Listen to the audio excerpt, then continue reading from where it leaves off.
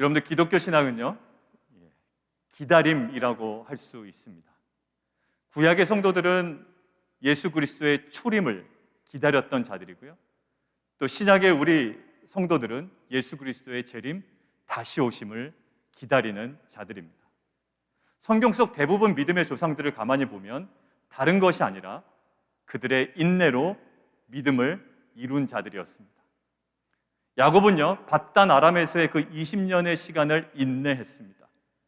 그리고 요셉은요, 애굽의 노예로서 13년을 인내합니다. 그리고 모세도요, 광야의 시간을 인내하죠. 그리고 다윗도 결국 기름 부음 받은 이후에 사울에게 쫓기는 시간들을 인내합니다. 결국 그들 모두는요, 대단한 업적을 이룬 자들이 아니라 결국 인내를 통하여 믿음을 감당했던 자들입니다. 우리들도 최근에 코비드-19을 비롯한 다양한 어려움으로 인해 무엇보다도 인내가 요구되는 이러한 시대에 살아가고 있습니다. 그렇다면 우리가 이 시대 속에, 이러한 상황 속에 감당해야 되는 인내의 모습은 과연 어떤 모습일까요? 그저 막연한 기다림을 인내라고는 할 수는 없을 겁니다. 아무 일도 하지 않고 무기력하게 마냥 지내는 것, 그것은 인내가 아니라 게으름입니다. 그래서 베이직교회 조정민 목사님께서 2013년에 5월에 본인의 트윗에 올린 글은 우리가 매우 주목할 만합니다. 이런 글이죠. 인내는 할 일을 다 하면서 기다리는 것이고 게으름은 할 일을 하지 않고 미루는 것입니다. 인내의 결과와 게으름의 결말은 반대입니다. 자, 그렇다면 우리가 2020년 대림절을 지나고 있습니다. 그리고 코비드-19이라는 이 어려움의 시기에 우리에게 회복돼야 하는 그런 인내의 시간은 과연 어떠한 시간들인지 오늘 말씀을 통해 함께 나누기를 원합니다. 우리 첫 번째입니다. 인내는요, 같이 한번 읽을까요? 성취될 언약의 마음을 정하는 시간입니다. 인내라는 시간은 성취될 언약의 마음을 정하는 시간입니다. 오늘 우리가 함께 읽은 야고보서는요, 고난 가운데 있었던 초대교회 성도들을 위해 도전하며 격려하기 위해 작성된 편지입니다. 이러한 고난 가운데 있는 성도들에게 야고보는 아주 분명하게, 아주 단호하게 이렇게 얘기합니다. 7절이에요. 길이 참으라라는 겁니다. 그리고 8절에도 반복됩니다. 길이 참고 마음을 굳건하게 하라. 결국 야고보는 고난 가운데 있는 성도들에게 다른 주문을 하는 것이 아니라 인내를 요구하고 있습니다. 그러나 야고보가 요구하는 이 인내는요, 아무런 근거가 없는 것이 아니었습니다. 밑도 끝도 없이 그냥 무작정 참으라는 것이 아니었어요. 야고보가 성도들이 인내할 수 있는 근거를 다시 분명하게 이야기합니다. 7절이에요. 주께서 강림하시기까지 길이 참으라. 그리고 8절입니다. 길이 참고 마음을 굳건하게 하라. 왜요? 주의 강림이 가까우니라. 오늘 이 시간 인내할 수 있는 근거를 미래적 사건인 주의 강림에 두고 있다는 거예요. 그런데 주의 강림은요, 단순한 미래적 사건이 아닙니다. 주의 강림은 신구약에 예언되었고 반드시 성취될 언약인 거예요. 자, 결국 온전한 인내는 무엇으로 가능하다? 성취될 언약의 마음을 정할 때 가능하다라는 것이 지금 사도 야고보의 권면이죠.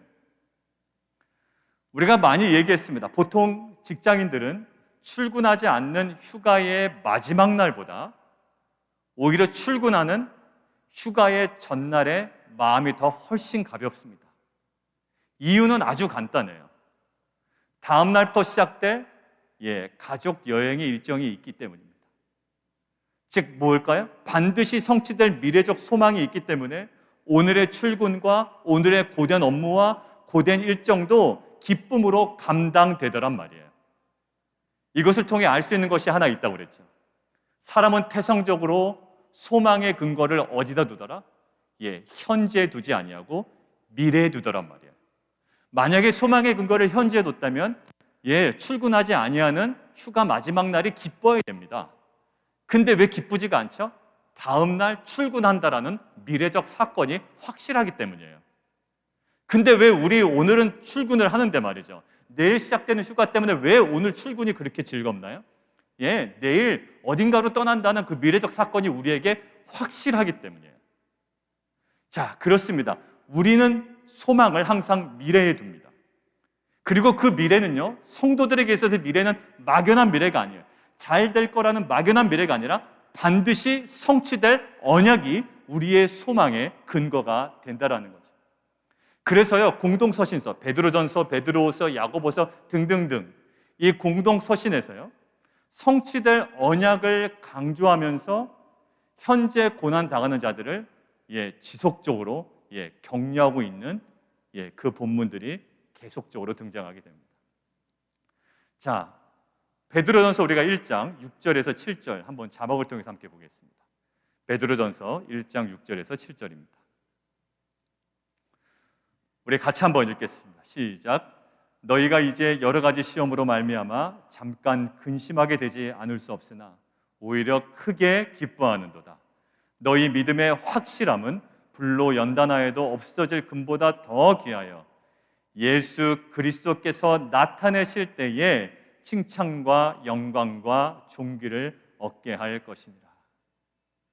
상황적으로는 지금 근심할 수밖에 없습니다. 코비드-19이든 아니면 재정적인 어려움이든 관계적인 어려움이든 직장의 어려움이든 우리가 근심하지 아니할 수가 없으나 기뻐할 수 있는 이유가 있다고 합니다. 왜요? 예수 그리스도의 다시 오심이라는 성취될 언약의 마음을 우리가 정했기 때문이에요. 그래서 13절에 이어서 계속 기록됩니다. 같이 한번 읽죠? 자막 보시면서요. 시작. 그러므로 너희 마음의 허리를 동이고 근신하여 예수 그리스도께서 나타내실 때에 너희에게 가져다 주실 은혜를 온전히 바랄지어다. 현재 감당해야 될 고난의 무게가 분명히 있습니다. 우리는 지금 감당해야 될 고난의 무게가 있어요. 피해갈 수는 없는 거예요. 우리가 다니엘서를 함께 봤지만 기본적인 베이스가 무슨 베이스라고 그랬죠? 환난 베이스라고 그랬습니다. 우리가 살아가는 이 땅 가운데 기본적인 베이스는요, 환난 베이스. 그리고 감당해야 될 무게도 있고요, 그러한 시간도 있어요. 근데 우리의 마음을 어디다 고정시켜라? 성취될 언약에 고정시키라는 거예요. 예수님 우리가 함께 좀 묵상해 볼까요? 예수님 결국 십자가에서 무엇 하셨습니까? 기적적인 일을 행하신 게 아니에요. 그저 죽음을 끝까지 감당하시고 인내하신 것밖에 없어요. 막 죽음을 이기셨다라고 해서 죽음을 이기신 방법이 못을 뽑고 내려온 게 아니라고요. 예수님이 대단한 자기, 행동을 하신 게 아니라 그저 인내하신 거예요. 끝까지. 뽑지 아니하시고 뽑을 수 있는 분인데, 내려올 수 있는 분인데, 그러니까 예수님은 뭔가를 행하신 분이 아니라 끝까지 십자가에서 행할 수 있는 자신의 능력을 참고 인내하신 분이에요. 그럼 예수님께서 그렇게 인내하실 수 있었던 근거가 어디 있을까요? 히브리서는 이렇게 증언합니다. 우리 자막으로 드린 표준 세번역으로 함께 보겠습니다. 함께 읽습니다. 시작. 믿음의 창시자여 완성자이신 예수를 바라봅시다. 그는 자기 앞에 놓여 있는 기쁨을 내다보고서 부끄러움을 마음에 두지 않으시고 십자가를 참으셨습니다. 그리하여 그는 하나님의 보좌 오른쪽에 앉으셨습니다. 예수님조차도요, 사실 십자가 죽음 이후에 성취될 그 기쁨의 마음을 정하고 확정하고 그것들을 바라보면서 부끄러워하지 아니하시고 현실의 십자가를, 오늘의 십자가를 기쁘게 감당할 수 있었던 겁니다. 사랑하는 성도 여러분들, 우리는 지금 아주 분명하게 인내의 시간을 보내고 있습니다. 감이 떨어지거나 세상 물정 모르는 사람 빼고는 지금 우리는 아주 지독한 인내의 시간을 보내고 있습니다. 그런데 오늘의 것으로 오늘을 인내할 수는 없습니다. 오늘의 것으로 오늘을 인내할 수 있는 방법은 없어요. 오직 그 미래적 소망, 즉 성취될 언약에 우리의 마음이 확정될 때 온전한 인내를 이룰 수 있을 줄 믿습니다.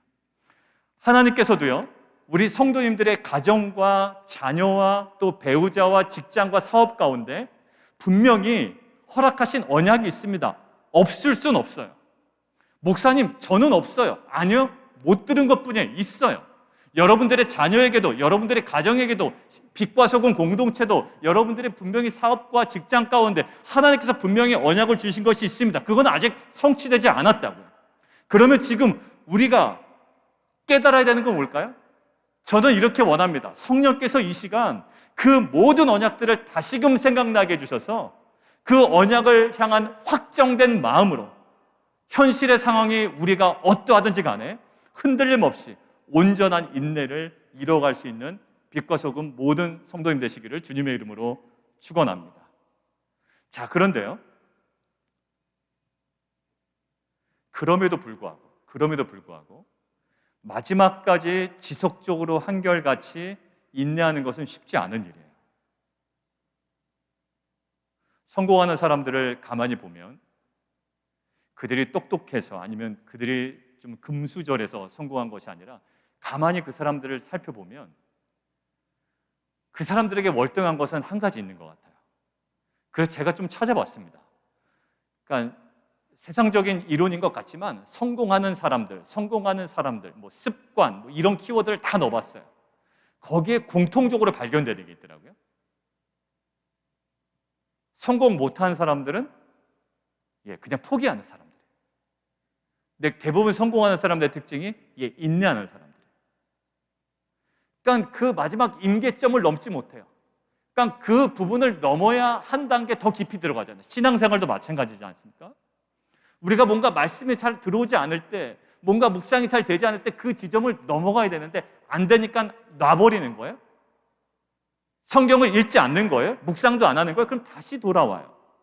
그러니까 그 지점을 브렉스루를 못하는 거예요. 돌파를 못하는 거예요. 계속 왔다 갔다만 하는 거죠. 어디요? 인내. 자, 마찬가지예요. 아무리 하나님께서 허락하신 성취될 언약을 붙잡는다고 해도 여러분들 다 보십시오. 말씀을 붙잡은 자들이 수두룩합니다. 그런데 왜 끝까지 가지 못할까요? 이게 우리의 한계거든요. 자, 그래서 하나님께서는요, 인내의 그 과정 속에 우리에게 은혜를 허락해 주십니다. 두 번째예요. 같이 한번 읽을까요? 이른 비와 늦은 비로 위로받는 시간입니다. 인내는요, 이른 비와 늦은 비로 위로받는 시간. 오늘 본문에서는 인내의 모범적인 인물로 누구를 등장시키나요? 농부입니다. 농사 짓는 분. 농부가 궁극적으로 바라는 건 뭘까요?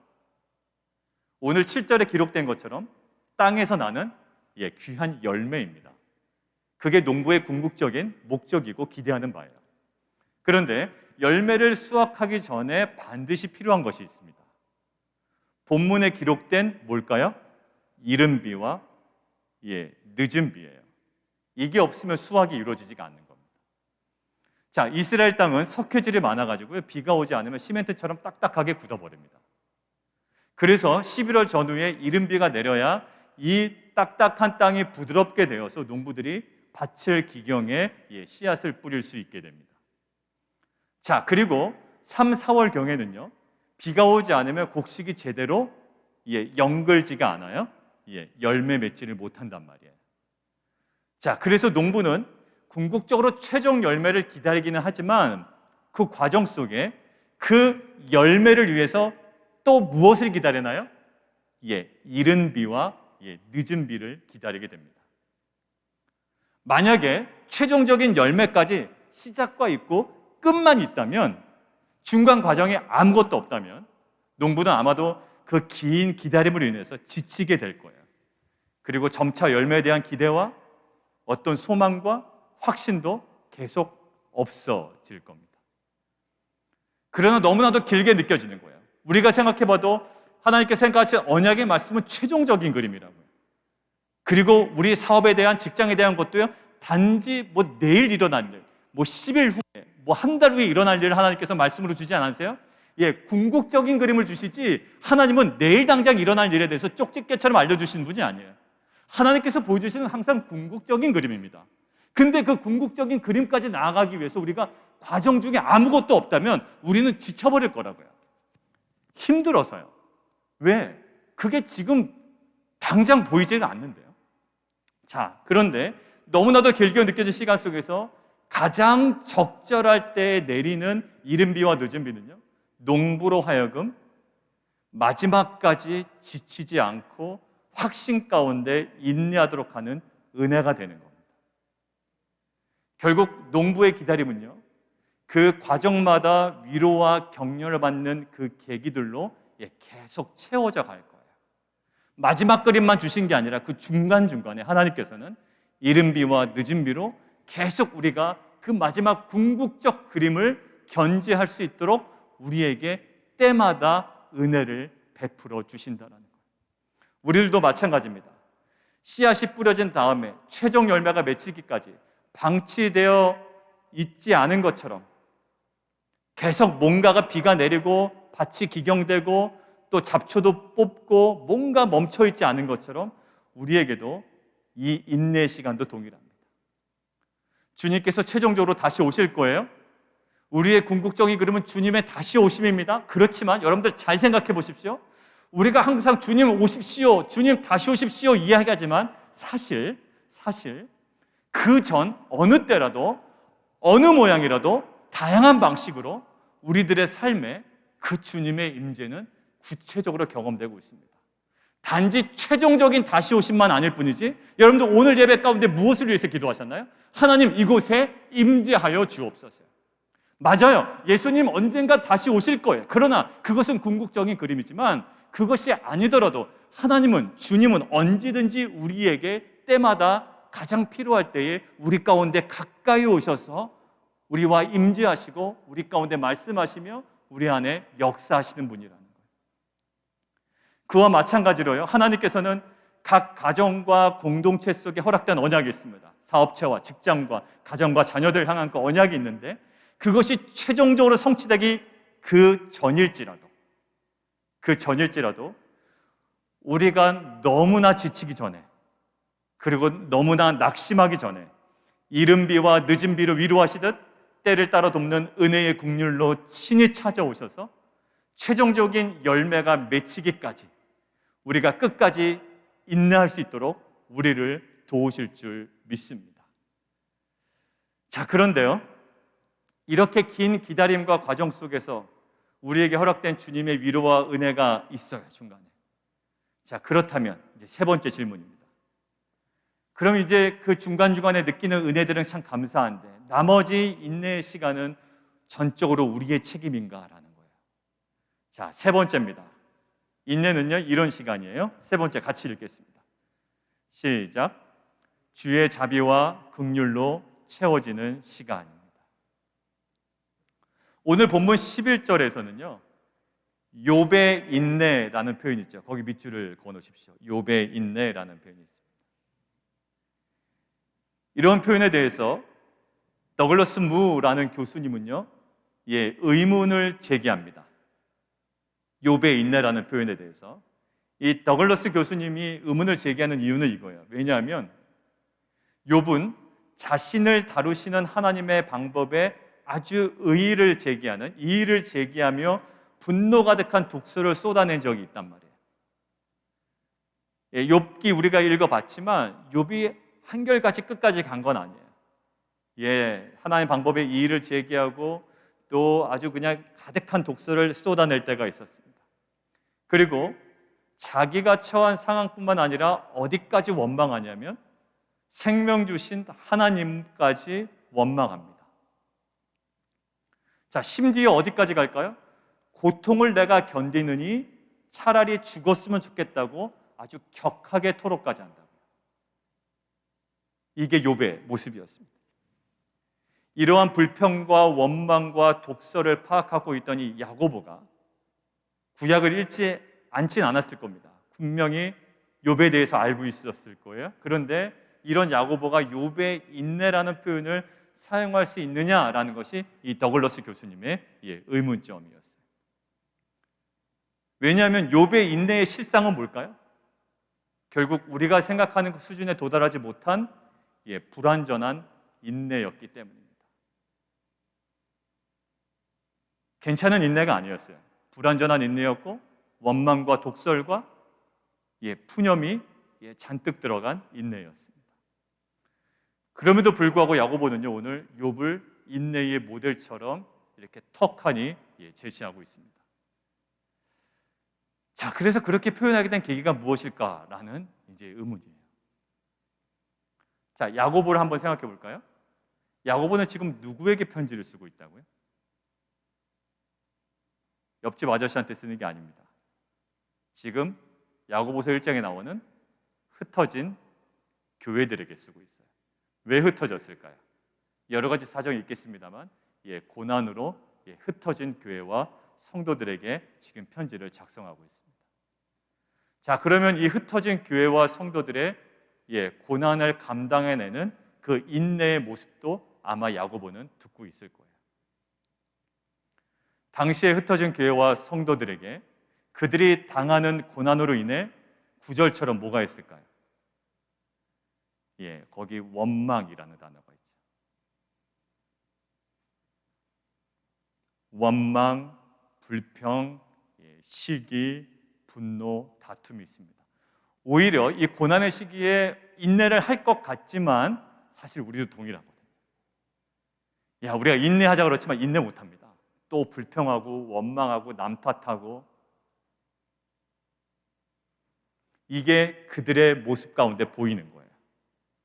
지금 고난 때문에 흩어진 성도들인데 이 사람들이 마음 잡고 인내할 것처럼 보이지만 사실 이들의 인내도 수준 떨어지는 인내였던 거예요. 결국 야고보는 고난 속 인내를 감당해야 되는 이 흩어진 교회에 고난 때문에 찢기고 상처난 마음들과 이 현실을 정확히 본 거예요. 우리도 잘 인내할 것처럼 보입니다. 그러나 그 사람 실상 어떤가요? 목사님 잘 인내할게요. 그러면서 집에 들어가서 무슨 일 할까요? 아내한테 그냥 대대 소리 지르죠. 제 얘기하는 거 아닙니다. 굉장히 인내할 것처럼 보이지만 화는 있는 대로 화는 집에 가서 다 내고요. 만만한 자 부르면 원망하고 막 불평하고 온갖 잘못된 건 그 사람 책임인 거예요. 여러분들, 우리의 인내가 그렇게 불안정해요. 지금 그 현실을 본 거예요. 결국 이 흩어진 교회와 성도들, 그리고 우리들 안에 우리들의 그 인내 속에, 또 초대교회 그 성도들의 인내 속에 욥과 같은 상처가 있었고요, 욥과 같은 분노가 있었고요, 욥과 같은 원망이 있었던 거예요. 그러나 그들의 흩어진 교회와 성도들의 인내가 불완전하다고 해서 그 인내를 중단시킬 수는 없는 거예요. 그런 식으로 할 거면 인내하지 마, 이렇게 할 수는 없잖아요. 목사님 앞에서는 그렇게 인내한다고 하는데 집에 가서 아내한테 그렇게 화를 내면 어떡하냐? 인내하지 마, 그럴 거면. 이렇게 할 수는 없단 말입니다. 그렇게 거룩한 척 하더니 왜 아내 앞에 가서는 그렇게 소리 지르고 난리야? 왜 만만한 사람 붙잡고 왜 남 탓하고 그래? 그게 무슨 인내야? 라고 인내를 철회시킬 수는 없단 말입니다. 그런데 오늘 본문을 자세히 보면 이 불완전한 욥의 인내에 대하여 무엇으로 끝나지 않는다? 우리가 2년 전에 함께 봤죠? 욥의 결말로 끝나지 않더라는 얘기예요. 욥의 인내에서 욥의 결말로 가지 않아요. 자, 11절을 보면 욥의 불완전한 인내에 대한 욥의 불완전한 결말이 아니라 욥의 불완전한 인내에 대하여 주께서 주신 결말로 연결시키고 있어요. 자, 주님께서는요, 오해와 독설과 원망과 불평이 가득했던 그 욥의 인내도 무엇으로 취급하신다? 인내로 취급하시다라는 거예요. 그 불완전한 그런 인내도, 주님께서는 그 욥의 불완전한 인내도 인내로 취급해 주시더란 말이에요. 고난 속에서 인내하면서 힘드니까, 또 마음이 또 찢어지니까 그 상처와 원망과 불평이 있었지만 주님께서는 결국 무엇을 이해하셨어요? 욥의 아픔을 이해하셨다. 그리고 그의 불완전한 모습을 그저 인내로 받으신 거예요. 결국 11절 후반부처럼 가장 자비하시고 긍휼히 여기시는 이시니라. 그 자비와 긍휼로 선물과 같은 주의 결말을 욥에게 허락해 주셨다는 거예요.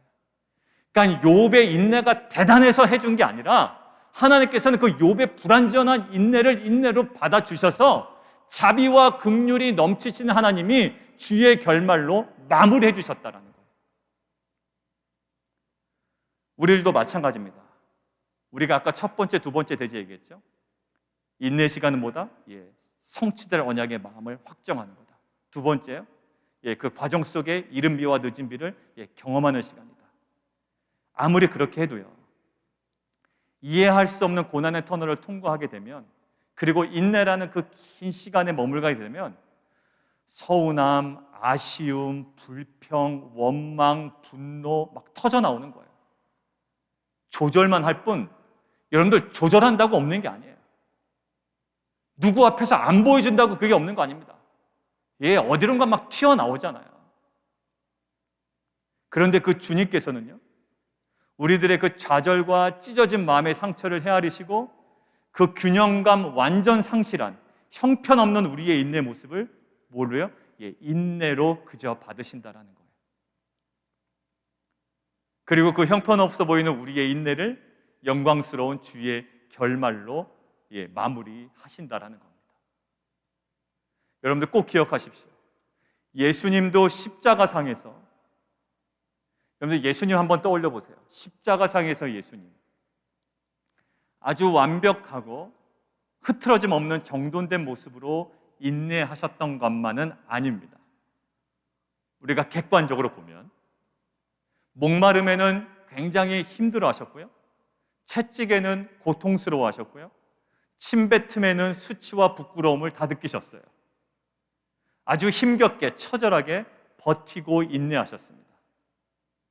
그러나 예수님이 그 감당하셨던 그 힘겨운 십자가의 인내를 하나님께서는 하나님의 결말로 마무리해 가시더란 말이에요. 예수님이 막 당당하게 그 십자가를 지신 것도 아니에요. 굉장히 힘겹게, 힘들게, 아주 처절하게 겨우겨우 인내하셨지만 결국 그 예수님의 그 인내를 하나님께서 하나님의 결말로 이끌어 가시다라는 거죠. 마무리하겠습니다. 우리에게도 주님 오실 때까지 요구되는 삶의 방식이 있다면 바로 뭘까요? 인내입니다. 그 인내의 시간은 성취될 언약의 마음을 정하는 시간이에요. 그리고 이른 비와 늦은 비로 위로받는 시간이라고 우리가 첫째, 둘째로 나눴습니다. 그럼에도 불구하고 우리는 알 수 없는 이 고난을 이렇게 직면하게 되면 아픔, 상처, 원망, 불평이 있는 불완전한 인내만 우리에게 남아요. 그러나 우리는 그때 기억해야 됩니다. 주님께서는 형편없는 우리의 인내에 대하여 주님의 자비와 긍휼로 주님의 결말을 예비해 놓고 계신 줄 믿습니다. 이러한 주님의 궁극적 결말을 소망함으로 인내의 시간을, 정말 답답하고 어려운 지금도 감당해야 되는 그 시간을 온전히 채워나가고 감당해 나가시는 빛과 소금교회 성도님 되시기를 주님의 이름으로 축원드립니다.